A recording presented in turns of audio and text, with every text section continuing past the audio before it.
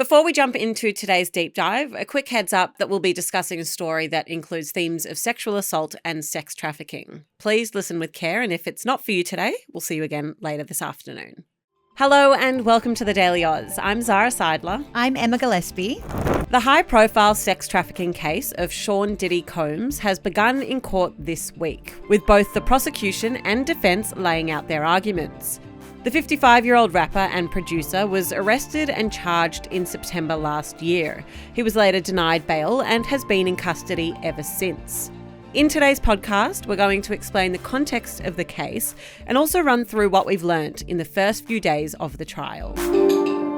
Zara, it feels a little bit surreal that this trial is finally here because we've been talking about this case for such a long time and it felt like getting to this day would never happen. But it's all unfolding in New York as we speak this week. A lot has been said about this trial and these allegations, particularly in the media over the last several months, but I think it would be helpful to take it right back. Let's start from the beginning. For anyone who isn't familiar, let's take it back to basics. Who is Diddy? Yeah, so Sean Diddy Combs has a bunch of nicknames. I think it's sort of important to just say that because he's referred to as a different name by like 10 different media outlets. So you might hear him referred to as P. Diddy, Puffy, Diddy. I'm going to just refer to him as Combs. That is his surname. Now, he founded Bad Boy Records in 1993 and the music label has gone on to represent some of the world's most famous rappers. People like Notorious B.I.G. are among those who he represented. Combs is a 3-time Grammy Award winner. He's worked with people like Mariah Carey, Mary J. Blige, Usher, and Faith Evans, just to mention a few. He's also done a bit of acting. He's starred in films like Monsters Ball, Get Him to the Greek, and Draft Day. And I guess I think it's just important to say right now, the reason why I'm saying all of these different things that he starred in and things that he's done in his career is not to rattle off his resume. It's just to show the extent of his power.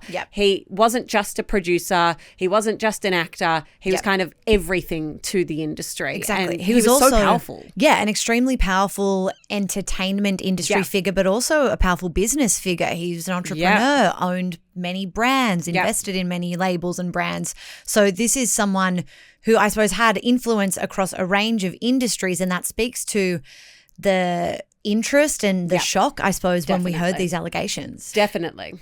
So when did it all start to shift for Sean Combs? When did we first hear about these charges? So the first allegations to be levelled against Combs were back in 2023. And those allegations were made by his former partner, Cassandra Ventura. She's also known as Cassie. The singer, absolutely. And she accused him of sexual assault. At the time, her lawyers described the rapper, Combs, as a vicious, cruel and controlling man. At that time, back in 2023, he denied those allegations, and a day after the lawsuit was filed, the matter was settled out of court. Then in May of last year, CNN published footage that I'm sure a lot of our listeners will have heard about or seen. That footage appeared to show Combs kicking and dragging Cassie in a hotel hallway in 2016. Now, in a video posted to Instagram later, he apologized for his, quote, inexcusable behavior, but he didn't name Cassie in the statement at the time. And that clip of what we can see to be Combs assaulting Cassie has become quite a focal point of the trial's opening day. So we will go back to that in a little while because certainly in opening statements, that's been quite a point of focus. But Cassie wasn't the only person to file legal action against Sean Combs. So last year, music producer Rodney Jones, he goes by Lil Rod, he also filed a lawsuit against Combs. He alleged that Combs spiked the drinks of minors and sex workers at his homes in California, New York, Florida, and the US Virgin Islands. When those allegations were made public, Combs denied them. And then in March, US authorities raided Combs' properties in LA and Miami as part of an ongoing investigation where they uncovered firearms, ammunition, and more than 1,000 bottles of lubricant. So that brings us kind of up to speed before he was arrested and charged. I think it's interesting, the Cassie story, that CCTV footage, while we did get an apology from Combs at the time, that didn't name her. He didn't specifically accept the allegations or the accusations against him at that point. So he has maintained his innocence throughout. Yeah, throughout. There haven't been any allegations that Combs has accepted as true. So when was he eventually arrested and charged? That happened in September last year. At that time, he was charged with sex trafficking, forced labour, kidnapping, arson, bribery, and obstruction of justice. So really serious charges. Big charges. Yeah. And at the time, federal US prosecutors accused him of using his business empire to cover up decades of abuse against women to, quote, fulfill his sexual desires and protect his reputation. So that was a charge of racketeering. Yep. And that's, as I just said, the idea of using the resources of a business to cover up a crime.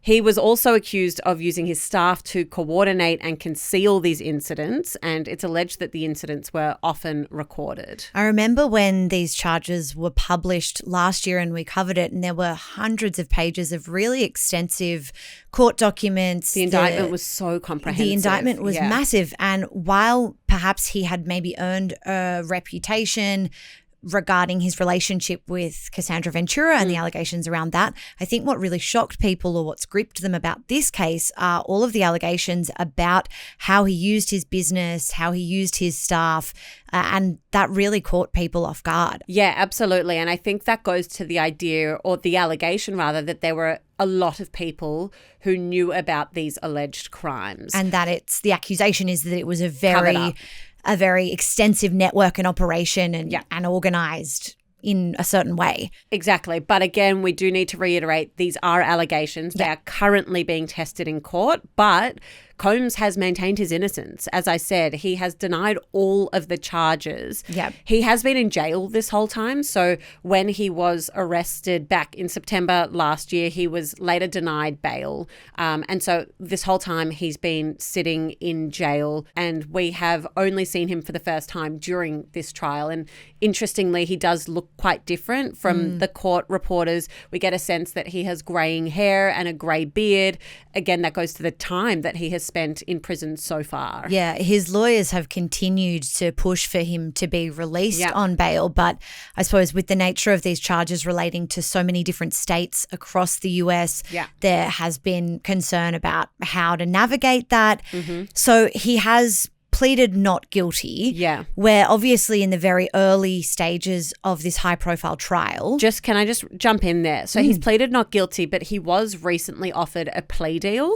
Interesting. So a plea deal is when a person pleads guilty to a lesser charge or a modified charge, often in exchange for a reduced sentence. I guess the operative term there is that you plead guilty. Yes. And he didn't accept that plea deal. So he rejected that very recently, which is why now the case is on trial, because had he pled guilty, it wouldn't have gone to trial. Interesting. Yeah. So we are at that stage. He is maintaining his innocence, rejects the plea deal. Yeah. What do we know about the court proceedings so far? Hello, Billy here from TDA. We have just looked at our YouTube analytics, and 95% of you who are watching our videos aren't subscribing. If you want to help independent media like us grow, the best way you can do that is by pressing subscribe. Thank you so much, and back to the video. I'll talk to a few details on the trial itself first. So it's being held in Manhattan, as you said, in New York City. It is going to be decided by a jury. So there are 12 New Yorkers who will decide the outcome of this case. It's 8 men and 4 women on the jury, with the trial expected to last for about 8 weeks. And I know that we speak about this kind of every time we talk about a high-profile case, but finding a jury that doesn't know or hasn't read about Sean Combs is a difficult and tall task. So there's been a lot of back and forth between the prosecution and the defense about who should make up that jury, but they have settled on that jury now. And interestingly, in a case like this, there are spare jurors. Basically, there are extra people who have been selected if there is misconduct, or if someone is found to have previous knowledge or background knowledge that influences them unfairly in their decision-making process on that jury, they will get subbed out for someone else, which I suppose the chances of that happening in a case like this are much pretty higher. Yeah, exactly. And just on the trial, there are no photos or video allowed in this trial.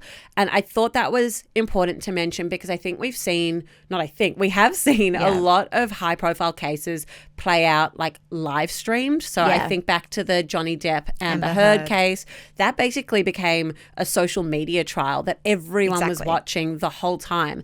That's not going to happen here because it's not allowed. So we are relying now on the journos who are in the room, the court reporters, to bring us information and reporting on what's actually happening and what's being said during that trial. That is really interesting information in terms of what's actually gone down so far. I know we are in the early stages, but have we heard opening arguments? Yeah, we have. So we've heard opening arguments from both sides. I'll start first with the prosecution's case. So we heard the opening statement from prosecutor Emily Johnson. And in her opening statement, she accused Combs of threatening, drugging, and violently coercing women into sex.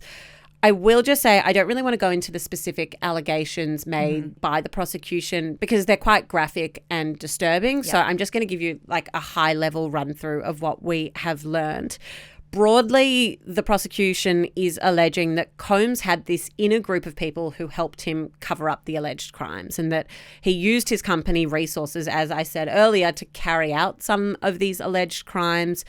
She is quoted as saying he sometimes called himself the king and he expected to be treated like one. She alleged he committed crime after crime after crime over 20 years. We know from the opening statement that the prosecution's case will also include accounts by 3 women, including Cassie, who I mentioned was in that video and is an ex-partner of Combs. So we're expecting a group of women to appear in the witness stand and can assume that they will paint a picture of Combs's character. What about the other side? What can we expect from the defense? I found this to be really interesting, if I'm honest, because the defense's case is basically that Combs is a deeply flawed and imperfect man, and they have been very forthcoming with that fact. Interesting. They have said things like, he's a complicated man, but this isn't a complicated case. Elsewhere, they said, the evidence is going to show you a very flawed individual, but what it will not show you is a racketeer, a sex trafficker, or someone transporting for prostitution.